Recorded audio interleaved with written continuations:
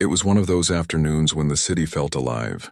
The sidewalks were crowded, filled with people juggling shopping bags, phones, and coffee cups. Car horns echoed through the streets, and the smell of roasted peanuts mixed with the scent of rain that had fallen earlier. In the middle of all that movement, a woman walked calmly through a large department store, focused on picking up a few things she needed before heading home. She had just finished her shift at work and wasn't in uniform today. She looked like any other shopper.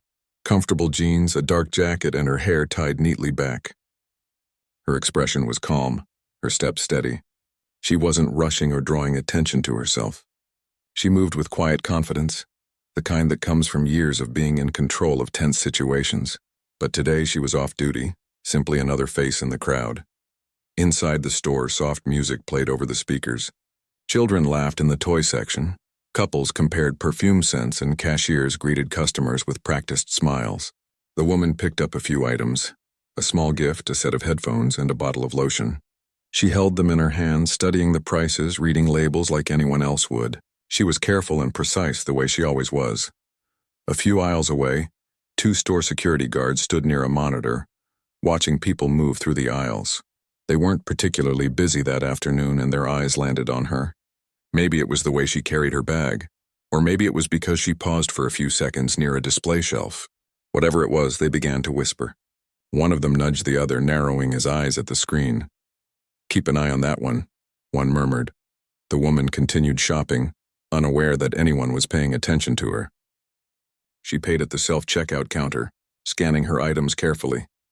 The machine beeped, confirming each purchase. She even waited for her receipt to print, before folding it neatly and placing it inside her bag. With her shopping complete, she started walking toward the exit, scrolling through her phone as she went. But before she reached the doors, a store employee stopped her. "Excuse me, ma'am," he said with a polite but uneasy tone. "Could you step aside for a moment?" She looked up, confused. "Is something wrong?" The man hesitated. "We just need to check something real quick," he said, avoiding her eyes. "It'll only take a minute." Before she could ask another question, 2 uniformed officers entered through the sliding doors. They approached her quickly, their eyes sharp and guarded. Shoppers nearby began to notice, their chatter slowing to quiet whispers. The woman frowned, glancing between them. "Is there a problem?" she asked calmly. One officer stepped forward. "We received a report about possible shoplifting. We need to ask you a few questions." She blinked in disbelief. "Shoplifting?" Her voice was steady but surprised. "You must be mistaken. I just paid for everything." "We'll see about that," the other officer said, motioning toward her bag. "Can you open it, please?" The woman sighed quietly, reaching into her bag. "Of course," she said. She pulled out the small shopping bag with her items and the printed receipt. "Here's everything I bought." The first officer glanced at it briefly but didn't seem convinced. "We'll need to take you aside and verify," he said firmly. People began to stop and watch. Some lifted their phones, recording the scene. A few whispered, some frowning, others curious. The woman could feel dozens of eyes on her now. A small crowd had formed near the entrance. Her heart pounded, not from fear but from frustration. She had worked for years to teach young officers about patience, respect, and fairness, and now she was standing in front of 2 who had already made up their minds about her. "I'm telling you," she said calmly, trying to keep her voice even. "I paid for my items. Check the cameras. Check the register." But the officers didn't listen. One of them reached out and gently took her by the arm. "We'll sort it out at the station," he said. Her body stiffened at the touch. "At the station?" she repeated, disbelief in her voice. "That's unnecessary. I haven't done anything wrong." A woman standing nearby spoke up. "She's telling you she paid. I saw her at the checkout." But her words were drowned out by the commotion. More phones came up, more murmurs filled the space. The woman felt a wave of humiliation wash over her. She was surrounded, misunderstood, and treated like a criminal in front of complete strangers. Still, she didn't raise her voice or argue. She had seen too many situations like this spiral out of control. She knew staying calm was the only way through it. The officers told her to place her hands behind her back. For a moment, she just stared at them, stunned. "You're handcuffing me?" she asked softly. "It's just procedure," one officer replied quickly. "Procedure," she echoed, her voice steady but filled with quiet disbelief. "You haven't even verified the claim." He didn't respond. The metal cuffs clicked around her wrists. The sound was sharp and cold. The shoppers watched in silence now, the excitement gone, replaced by discomfort. One child tugged at his mother's sleeve, whispering, "Why are they arresting her?" The mother had no answer. As the officers led her out of the store, she kept her head high. Her eyes were steady, though her chest felt tight. Cameras followed her every move. Some people whispered, "She doesn't look like a thief." Others muttered, "Maybe they got the wrong person." Outside, the sun was starting to set, casting long shadows across the parking lot. The woman could feel the warmth of the light on her face as she was guided toward the patrol car. "You're making a mistake," she said quietly to the officer beside her. "You really should check my identification." He looked at her, frowning. "We will once we get to the station." She gave a small, almost sad smile. "You'll wish you had done it sooner." The ride to the station was silent. The officers in the front whispered to each other, occasionally glancing at her in the mirror. She sat in the back seat, staring out the window at the city lights passing by. She thought about the irony of it all. How many times she had trained new recruits to look beyond assumptions, to treat people with dignity. And here she was on the receiving end of the very bias she had spent years trying to correct. At the station, she was led inside and asked to sit in a small room. The air smelled faintly of disinfectant and coffee. The walls were bare except for a clock that ticked louder than it should have. She sat quietly, hands resting on her lap, waiting. The officers left to verify details, leaving her alone with her thoughts. She took a deep breath, steadying herself. There was no fear, only disappointment. Not just for herself, but for what this moment said about the system she had devoted her life to improving. After what felt like an eternity, one officer returned. "We're still checking," he said, avoiding her eyes. "Check the cameras," she reminded him gently. "You'll see me paying at the register." He nodded quickly but still seemed uneasy, as if he didn't know how to deal with her calmness. Most people in her situation would have been shouting or crying by now, but she sat there, composed, patient, waiting for the truth to speak for itself. Outside the room, the station buzzed with activity, phones ringing, officers typing, radios crackling. Somewhere, someone was laughing over a joke, but in that small room, time moved slower, heavier. Finally, after nearly an hour, another officer walked in holding a folder. "We have a situation," he murmured to the others. The first officer glanced at him, confused. "What do you mean?" The man hesitated, looking toward the woman through the glass. "Her ID," he said quietly. "She's one of us." The officer's face drained of color. "What?" "She's a captain," the man whispered. "From another precinct." The officer's mouth fell open. He turned slowly toward the room, staring at her through the glass window. She sat there, calm as ever, her eyes steady on the clock. When the door opened, she looked up at them, her expression unreadable. "You found my ID, then?" she said softly. They stood frozen for a moment, not knowing what to say. The weight of their mistake hung heavy in the air. The officer finally spoke, his voice trembling slightly. "Ma'am, we didn't realize." She nodded slowly, not angry, just tired. "No," she said quietly. "You didn't?" Her words cut through the silence sharper than any anger could have. They reflected not only the mistake of that day, but the deeper problem beneath it. The instant assumptions, the lack of listening, the bias that blinded good judgment. As she stood to leave, one of the officers reached for the cuffs to unlock them. His hands shook slightly. I'm sorry," he said. She looked at him, eyes steady. "Next time," she said gently, "try seeing the person first." And with that, she walked out of the room, calm, graceful, and dignified. Behind her, the officers stood in silence, realizing that their actions had not only humiliated a woman, but exposed a flaw in their own hearts. The night outside was quiet, but their world had just shifted. The evening air was cool as she stepped out of the station. The city lights shimmered on the wet pavement and cars hummed softly in the distance. She stood there for a few seconds, her wrists still marked faintly from the handcuffs. It wasn't pain that stayed with her. It was the sting of humiliation, the disbelief of being treated like a stranger in the very world she had served faithfully for years. She didn't storm out. She didn't shout or make a scene. She simply walked to her car, opened the door, and sat there quietly for a long moment before starting the engine. The sound of the motor filled the silence, but inside her chest everything felt still. She drove through the street she knew so well, passing the same intersection she had patrolled countless times. Every traffic light, every crosswalk, every alley had a story she remembered. But tonight those memories felt distant, almost fragile. When she reached home, she placed her bag on the table and sat on the couch. The house was quiet except for the ticking clock on the wall. She took a deep breath and finally allowed herself to feel what she had been holding back: disappointment, sadness, and a deep, aching sense of irony. Her phone buzzed with messages. A colleague from her precinct had already heard whispers of what had happened. "Are you okay?" one text said. "I can't believe it." Another message simply said, "I saw the video. I'm so sorry." She hadn't even known a video existed yet, but of course she should have guessed. People film everything now, and by morning the world would know. She set her phone down, leaned back, and stared at the ceiling. The same question kept echoing in her mind: how could this happen?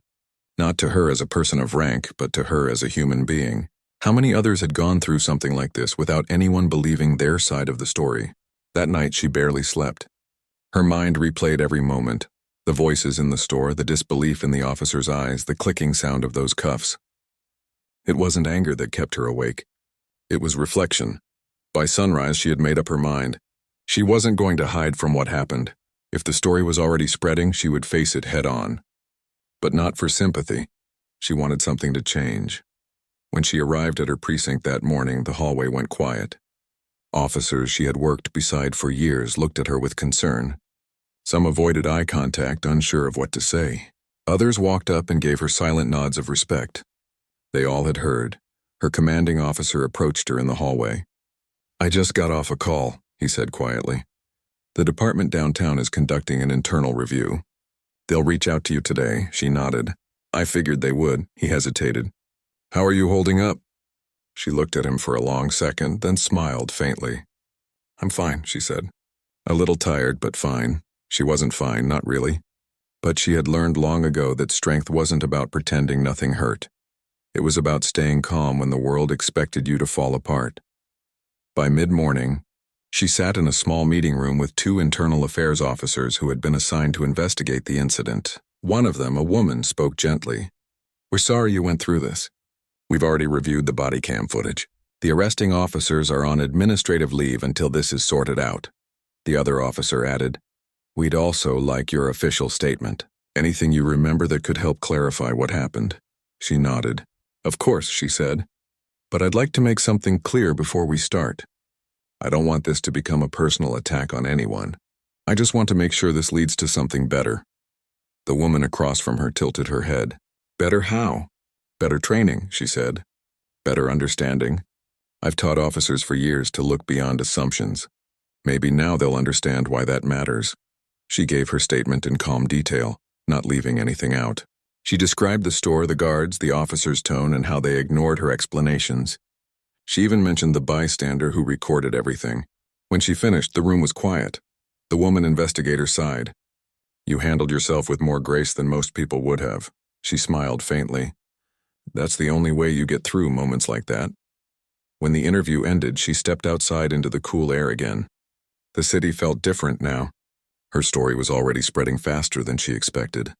News outlets had picked it up, and the video had gone viral overnight. Millions of views. Thousands of comments. Some people were outraged. Others debated whether the officers were simply following protocol. And then there were those who said what she had expected all along, that race shouldn't have mattered. But clearly it had. At first she didn't want to read any of it. But curiosity got the better of her.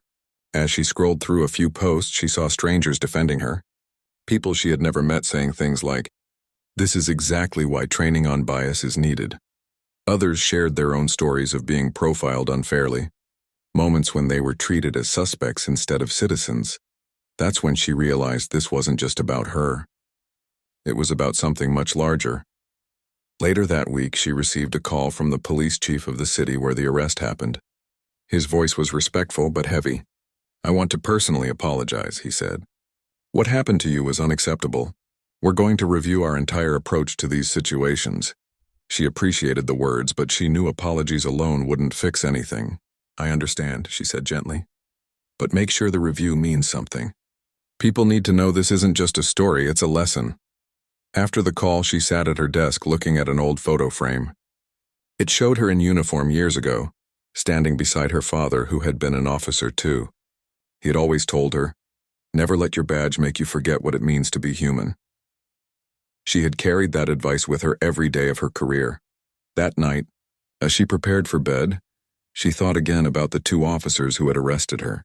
She wondered what they were thinking now, if they were angry, embarrassed, or reflecting on their actions.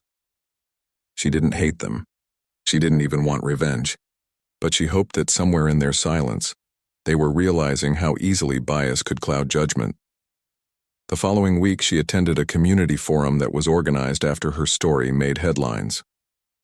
The room was filled with people: students, parents, activists, officers, and journalists. Cameras lined the back wall, flashing every few seconds. When it was her turn to speak, she stood behind the podium, holding no notes, no speech. She spoke from her heart. "I'm not here to talk about myself," she began. "I'm here because what happened to me is something that happens to too many people who don't get the chance to be heard. I was lucky, my badge proved who I was. But imagine if it hadn't been there. Imagine how this story could have ended." The room was silent. Every pair of eyes was on her. "I've worn this uniform for years," she continued. "I've worked with officers who would give their lives to protect strangers. But good intentions aren't enough. We have to look at how we see people before we act. Every person deserves to be treated with dignity, no matter who they are." A man in the front row nodded, tears in his eyes. Another woman whispered softly, "That's exactly right." She finished her talk not with anger, but with hope. If something good can come from what happened, let it be this: that we start seeing each other for who we are, not what we assume. When she stepped off the stage, people came up to her, some thanking her, some apologizing on behalf of the system, some just wanting to shake her hand. It was overwhelming, but it also felt healing in a way she hadn't expected. That night, back at home, she finally smiled to herself for the first time since that day. She had turned something painful into something meaningful. It didn't erase what had happened, but it gave it purpose. Outside, the city lights glowed again, and for the first time in days, she felt peace. She knew the story wasn't over. The investigation would continue. More conversations would happen, but the direction had changed. What began as a moment of humiliation was slowly becoming a spark for awareness, a call for empathy. And deep down, she knew this was why she had chosen this job in the first place, not just to enforce the law, but to remind others of their shared humanity. She looked at the faint marks on her wrists one last time, then whispered softly to herself, "Maybe this is how change begins." And in that quiet moment, she believed it. Days passed, but the story refused to fade. What had started as a quiet misunderstanding had become a national topic. News anchors discussed it on morning shows, social media buzzed with opinions, and people across the country debated what it revealed about judgment and fairness. Meanwhile, inside the station where it all began, the mood had shifted completely. The officers who once stood with confidence now walked with lowered eyes. Conversations that used to be casual were now tense. Everyone knew that the situation had grown bigger than any of them could have imagined. The two officers involved in the arrest had been placed on leave while the department conducted a full review. They hadn't spoken publicly, but inside those walls the silence said enough. Every officer could feel the weight of what had happened. It wasn't just about one mistake. It was about the image of the entire department. One afternoon, the captain returned to the same station, this time not as a detainee but as herself, in full uniform. Her presence was calm, commanding, and composed. When she entered, the chatter in the room stopped. The officers who had arrested her stood near the corner, unsure whether to meet her eyes. She didn't come to humiliate them. She came because she believed that accountability meant facing things directly. The station supervisor greeted her nervously. "Thank you for coming," he said. "The review team will be here shortly. They'd like to go over the sequence again." She nodded. "That's fine." Her tone was even, but there was no mistaking the firmness beneath it. They led her into a conference room where a few people sat waiting: investigators, department heads, and a legal advisor. On the table lay a printed report and still images from the body camera footage. The lead investigator began, "We appreciate you taking the time to go through this with us. We've reviewed all evidence, including footage from the store, the officer's cameras, and witness statements. He paused, glancing at her. It's very clear that the arrest was made without probable cause. You cooperated fully. You provided a receipt, and there was no evidence of theft. She nodded slightly. That's what I expected you'd find. The man hesitated before continuing. The department acknowledges the incident as a serious lapse in judgment, influenced by assumptions rather than facts. Her eyes softened, but her voice remained steady. Assumptions can ruin more than reputations. They destroy trust, and once trust is gone, it takes years to rebuild. Across the table, one of the young officers shifted uncomfortably. He was one of the two who had detained her that day. His hands trembled slightly, but he finally spoke. "Ma'am," he said quietly, "I can't express how sorry I am. I didn't see you as a fellow officer that day. I saw what I thought was suspicious behavior, and I acted without listening." She looked at him for a long moment. There was no anger in her eyes, only truth. "What you saw wasn't suspicious," she said softly. "It was a woman shopping. That's all. You didn't just arrest a colleague. You arrested someone's mother, someone's neighbor, someone who deserved the same respect you expect for yourself." The young officer lowered his gaze, his words caught in his throat. The room was silent. She leaned back slightly, folding her hands. "I've trained hundreds of officers," she said. "I know the pressure you feel out there, to act fast, to stay alert. But there's a difference between being alert and being biased. When you start assuming instead of asking, that's when things go wrong." Her words weren't harsh, they were heavy with meaning. The kind that leaves a mark deeper than anger ever could. The meeting went on for more than an hour. They discussed training gaps, supervision flaws, and how to rebuild public confidence. Every department head agreed change was needed, not just within their walls but across the board. When it ended, she stood and shook hands with each person, professionalism in every gesture. But before she left, she turned to the two officers who had made the arrest. "Learn from this," she said quietly. "Don't let it harden you. Let it humble you." They nodded, their eyes filled with regret. Outside the building, a small group of reporters had gathered. Cameras flashed as she stepped down the stairs. One journalist called out, "Captain, what do you want to say to the public after all this?" She stopped, turned slightly toward the microphones, and spoke calmly. "This isn't about me," she said. "It's about how quickly we can misjudge one another. If we want safer communities, we need to start by seeing people as individuals, not stereotypes. Change begins with awareness." Her words made headlines that evening. In the days that followed, the police department announced a new initiative focused on community trust and bias awareness. Training sessions were set up, led by her and other experienced officers. The goal wasn't to shame anyone, but to educate, to help officers recognize their own assumptions before those assumptions turned into actions. During one of the first sessions, the two officers who had arrested her sat quietly in the back. When she walked in, the room grew silent. She began by sharing her story, not as a victim, but as a teacher. "I stood in a store like any ordinary person," she said, her voice calm but firm. "I was calm, polite, and cooperative. But none of that mattered, because I was already judged before I even spoke. That judgment wasn't about my behavior, it was about my appearance." She let that settle for a moment.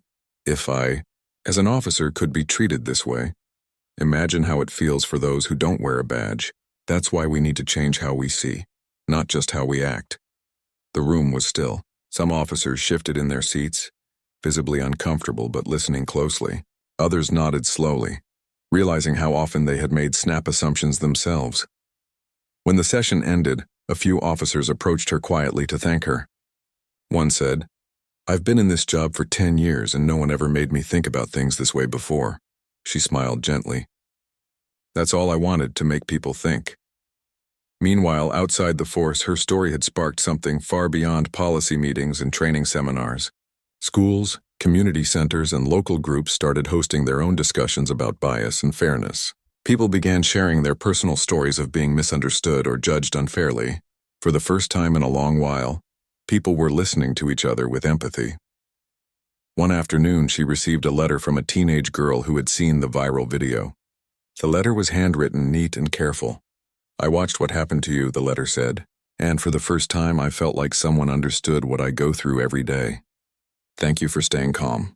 You gave me hope that people can change. She folded the letter and placed it in her desk drawer, where she kept things that reminded her why her work mattered.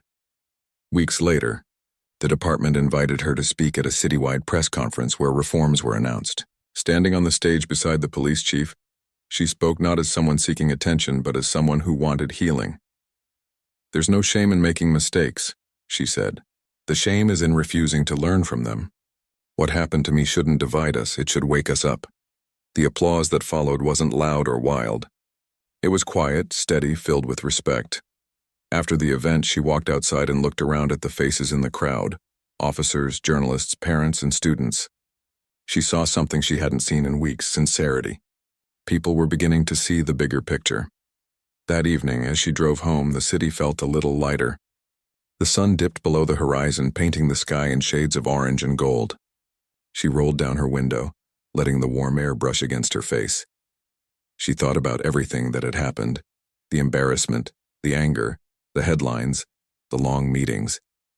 And for the first time, she felt peace. She hadn't asked for any of it, but somehow, she had turned it into something meaningful. Before pulling into her driveway, she looked up at the fading light and whispered softly to herself, "Maybe this is what it takes to start change, not anger, but truth." And as the last glow of daylight faded, she realized that her story, painful as it was, had become more than a moment of injustice.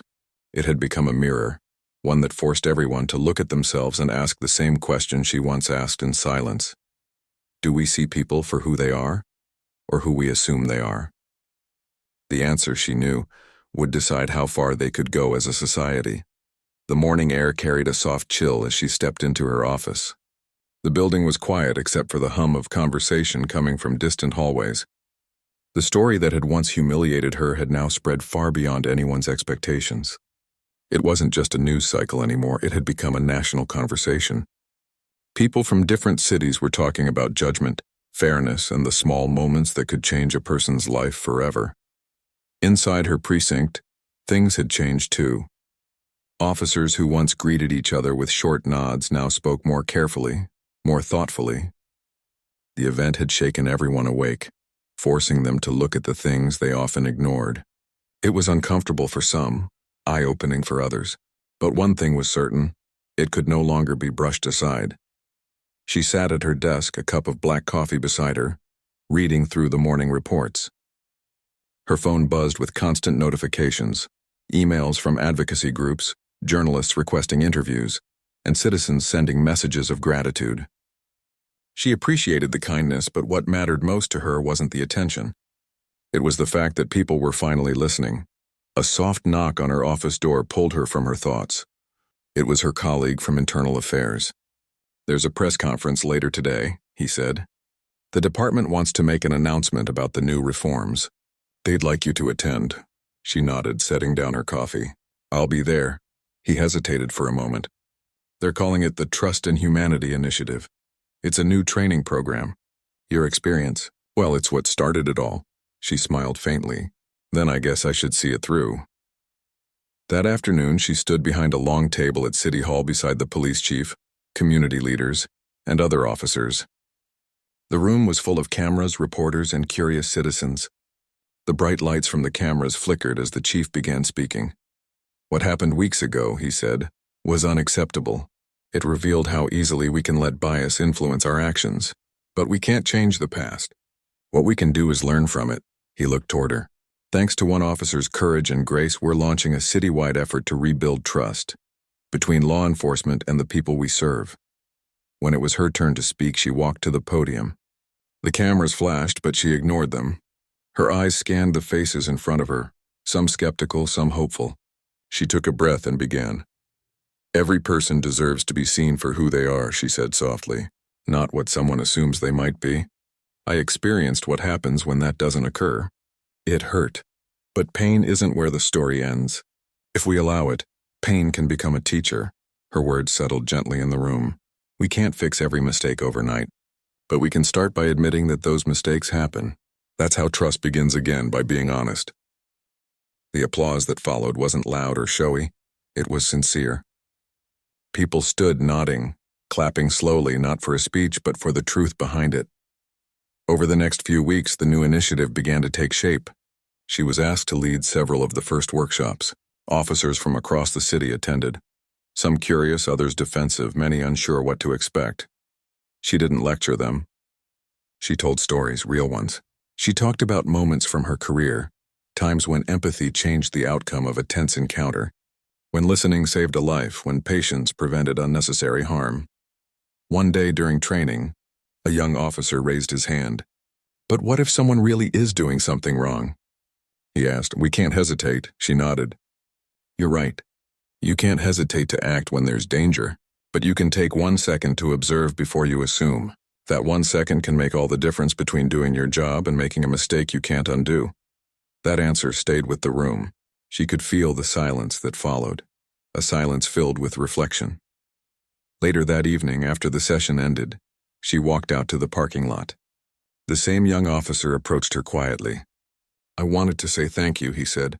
"I used to think bias was just something people talked about, but now I understand it's something you have to fight against even inside yourself." She smiled gently. That's where it starts. Outside the police department, change was happening too. The community that once watched her humiliation on video was now watching her leadership with pride. Schools invited her to speak to students about fairness and courage. Churches invited her to community discussions. She didn't say yes to every request, but she tried to reach as many people as she could. At one event, a woman approached her with tears in her eyes. "I saw what happened to you," she said softly. "I showed my children that video and I told them, see how she stayed calm even when she was wronged. That's strength. You didn't just teach officers. You taught all of us." Her eyes softened. "Thank you," she said. "If it made even one person think differently, then it was worth it." But even as positive things unfolded, she couldn't ignore the heavier side. There were still people online who mocked the story, who said she was exaggerating, who refused to believe bias existed. Some even accused her of using the moment for attention. At first, their words hurt, but over time, she learned to see past them. Change always met resistance, she reminded herself. Not everyone was ready to confront their own prejudices. Late one evening, as she sat in her office finishing paperwork, she heard a knock on her door. It was one of the 2 officers who had arrested her. His face was tense, his shoulders stiff. "Do you have a minute?" he asked quietly. She gestured for him to come in. Of course, he sat down across from her, looking nervous. "I've been going to every training session," he began. "At first, I didn't think I could face you again. I was ashamed. But I wanted to tell you something." She folded her hands, listening. "I've been an officer for 8 years, he said. I thought I was good at reading people. That day in the store, I didn't even realize how quick I was to judge. I didn't see a person, I saw a possibility of guilt. And I was wrong. I can't change that, but I can promise it won't happen again." She stayed silent for a moment, then said softly, "It takes courage to admit that. What matters is that you learned. The real test isn't how we handle praise, it's how we handle our mistakes." He nodded, visibly emotional. "Thank you," he said quietly before leaving the room. When the door closed, she sat there for a long time, staring at the small badge on her desk. It had always been a symbol of authority, but tonight it felt like something else, a reminder of responsibility, of the power that came with judgment. As months passed, the ripple of her story spread further. Other departments across the country adopted similar programs. Community members began volunteering to take part in dialogue circles between residents and officers. News outlets called it a turning point born from humility. One morning, she received an invitation from a national conference on law enforcement ethics. They wanted her to speak about what she had learned, not as a victim, but as a leader. She accepted, not because she wanted the spotlight, but because she knew her message mattered. Standing on that stage weeks later, looking out at hundreds of faces, she began the same way she always did, with honesty. "Bias isn't something that disappears because we wear a badge or take an oath," she said. "It's something we all carry, whether we admit it or not. The question is, what do we do when it shows itself? Do we deny it or do we confront it?" She paused, letting her words sink in. "The day I was arrested, I felt small, unseen. But I also realized something powerful, that understanding can grow even from pain. That's what this is about. Seeing each other again, not as enemies, not as strangers, but as people." The audience stood, applauding. Some wiped away tears. Others simply nodded, thinking deeply about what they had just heard. Afterward, as she walked backstage, one of the conference organizers stopped her. "You've turned your experience into something bigger than anyone expected," he said. "You didn't just change minds, you changed hearts," she smiled quietly. That was always the goal. That night, as she sat in her car looking out at the lights of the city, she thought about how far things had come. The pain, the embarrassment, the anger, it had all turned into something that made a difference. She didn't see herself as a hero. She saw herself as a reminder that real change begins when people choose empathy over pride. She leaned back, closed her eyes for a moment, and whispered to herself, "It was never about me. It was about us." Outside, the city carried on. Cars honking, people laughing, life moving as always. But somewhere in that quiet corner of the night, a spark had turned into a steady light. And maybe, just maybe, that was enough to keep hope alive. Months had passed since the day everything changed. The city had moved on in some ways, but the story of that afternoon in the store still lingered in people's minds. What began as a mistake had grown into something that reached far beyond the walls of any police department. It had turned into a movement of quiet change. The woman at the center of it all never liked being called a hero. She didn't think of herself that way. To her, she had only done what she believed was right, stayed calm, told the truth, and used the moment to teach rather than destroy. But whether she wanted it or not, people looked up to her now. One morning, she walked through the doors of the police academy, where a new group of recruits waited for their first day of training. The sun was streaming through the tall windows, lighting up the freshly waxed floors. She carried a folder under her arm and a sense of quiet purpose in her heart. The young recruits looked both nervous and eager. Some whispered to each other, recognizing her from the viral video or from news stories. Others had only heard bits and pieces about what had happened. But when she entered the room, every voice went silent. She smiled gently and said, "Good morning, everyone." Her voice carried calm authority, the kind that didn't need to be loud to be heard. "I know you've probably read about what happened to me. Maybe you've seen the video. But today, I don't want to talk about the incident itself. I want to talk about what it taught me." She set her folder on the podium and leaned forward slightly. "When that day happened, I was angry. Not just because I was handcuffed, but because I wasn't seen. I wasn't heard.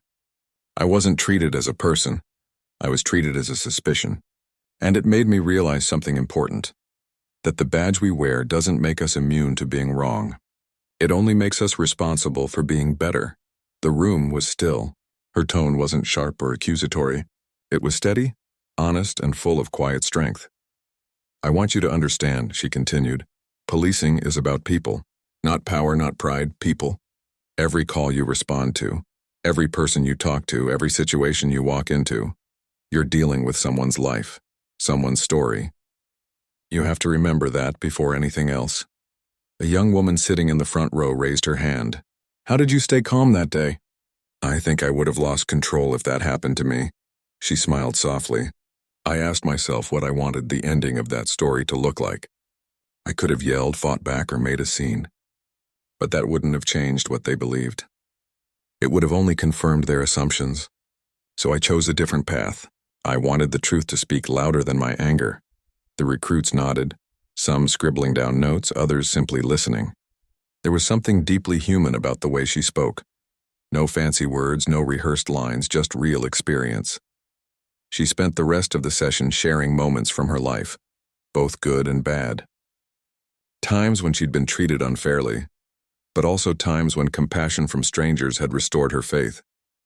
She talked about her first year as an officer, the fear she'd felt walking into unfamiliar neighborhoods, and the lessons that had shaped her into who she was now. "Every time you put on that uniform," she said, "remember, you're not just representing a department. You're representing justice, and justice doesn't work unless it's equal." After the session ended, many recruits stayed behind, waiting quietly to speak with her. Some asked for advice, others simply wanted to thank her. One young man stood out. He hesitated before saying, "Ma'am, my father always told me the world doesn't change easily. But watching how you handled what happened, it made me realize change isn't impossible. It just takes someone willing to start it." She smiled and said softly, "Then maybe that someone is you." Outside the academy, life continued as usual. People hurried to work, kids played in parks, buses rolled down crowded streets. But inside the building, something small but powerful had shifted. A seed planted in the hearts of the next generation of officers. In the months that followed, she continued her work quietly. She helped design new training materials, spoke at schools and universities, and even met with community leaders from different backgrounds. She didn't just talk about policing, she talked about humanity, understanding, and the importance of listening before judging. One evening, she was invited to a community event at a local library. The room was filled with people of all ages, parents, teenagers, retired officers, teachers. When she took the stage, the applause was warm, not because of fame, but because people respected what she stood for. She began simply, "I've been asked many times how I forgave the officers who arrested me. The truth is, forgiveness didn't happen overnight. It took time. I had to remind myself that holding on to anger wouldn't make me stronger. It would only keep me stuck. What helped me move forward was realizing that change doesn't start with punishment. It starts with understanding." She paused, looking around the room. "Forgiveness isn't weakness. It's choosing peace when you could choose pain." A man in the audience raised his hand. "Do you think things are really changing?" She thought for a moment before answering. "Not fast enough," she said honestly. "But I've seen small changes. I've seen people speak up when they used to stay quiet. I've seen officers take an extra second to listen instead of react. And those small moments, they matter, because change isn't one big leap. It's 1,000 small steps." After her talk, several people came up to shake her hand. Some were officers from other cities. Others were ordinary citizens who simply wanted to say thank you. She stayed until everyone had left, then stepped outside into the cool night air. The city skyline glittered in the distance. She stood there for a while, breathing it in. For the first time in a long time, she felt at peace. The pain from that day had faded, replaced by something quieter: purpose. As weeks turned into months, the world kept moving. New stories appeared in the news, new challenges rose, and life went on. But her story never completely disappeared. It became something people referenced when they talked about reform, empathy, or resilience. It lived on as a lesson, not just about what went wrong, but about what could go right. One morning, she received a letter in the mail.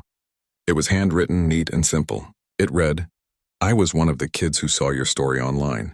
I used to be afraid of the police. I thought they all saw me as a threat. But now I'm studying to become one myself because of you. I want to be the kind of officer who makes people feel safe. Thank you for showing me that one person's calm can change everything." She read it twice, her eyes softening. She folded the letter carefully and placed it inside her drawer beside her badge. It reminded her why she did what she did. That evening, she attended a small graduation ceremony at the police academy. The same recruits she had spoken to months earlier were now standing proudly in uniform, ready to begin their service. When she was asked to say a few closing words, she stepped up to the microphone and looked at their faces, full of hope, nerves, and dreams. She said, "The world won't always be kind. You'll face moments that test you, moments that make you question why you started. But in those moments, remember this: your job isn't just to enforce the law, it's to protect dignity, to see people really see them. Because when we start to see each other as human, that's when peace begins." She paused for a moment, her eyes glistening. "Don't forget that every story you step into could be the moment that changes someone's life, or yours." As the crowd applauded, she stepped back, her heart full. She had once been the one humiliated and handcuffed, misunderstood by the very system she served. But now, she was the voice that reminded others why compassion mattered. That night, as she drove home, the city lights reflected on her windshield. She thought about the road she had traveled, from confusion and anger to clarity and peace. She realized the story was no longer about what happened to her. It was about what had grown from it. In the quiet of the evening, she whispered to herself, "Maybe this is how real change happens. Not in the loud moments, but in the quiet ones. When we choose to be better." The sound of her car blended with the city's heartbeat, soft, steady, and full of life. And somewhere in that rhythm, hope continued to grow. Her story wasn't just a warning anymore. It had become a guide, a gentle reminder that sometimes the deepest lessons come from pain. And the strongest change begins with one person choosing kindness over anger. And as long as she kept walking that path, she knew the world, little by little, would follow.